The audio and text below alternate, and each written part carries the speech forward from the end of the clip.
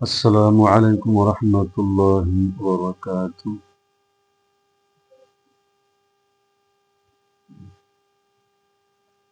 প্রিয় দেশবাসী, আমি আপনাদের সামনে ইমানের দাবি ও মুমিনের পরিচয় সম্পর্কে সংক্ষিপ্ত কিছু কথা বলবো।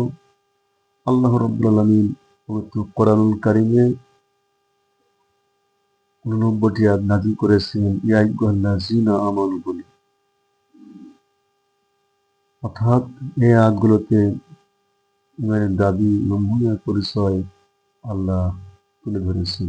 যেমন يا أيها الذين آمنوا اتقوا الله وقولوا قولا سديدا। ইমানদারগণ, তোমরা যদি ইমানের দাবি করতে চাও তাহলে সঠিক কথা বলো আর আল্লাহ রাব্বুল আলামিনকে ভয় করো। অনুরূপভাবে অন্য আয়াতে আল্লাহ বলছেন ইয়া আইয়ুহাল্লাযীনা আমানু তাকুল্লাহা وَكُونُوا مَعَ الصَّادِقِينَ। ইমানদারগণ, তোমরা ইমানের দাবি যদি করতে চাও তাহলে আল্লাহকে ভয় করো আর সত্যবাদীদের সঙ্গে হয়ে থাকো।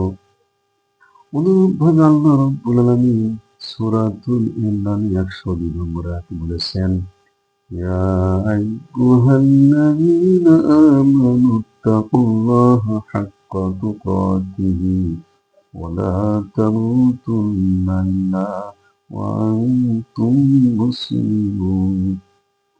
ঈমানদারগণ, ঈমানের বহিঃপ্রকাশ যদি ঘটাতে চাও, ইহকালের শান্তি আর পরকালে মুক্তি যদি পেতে চাও, তাহলে আল্লাহকে ভয় করার মতো ভয় করো আর মুসলমান না হয়ে কখনো মৃত্যুবরণ করো না।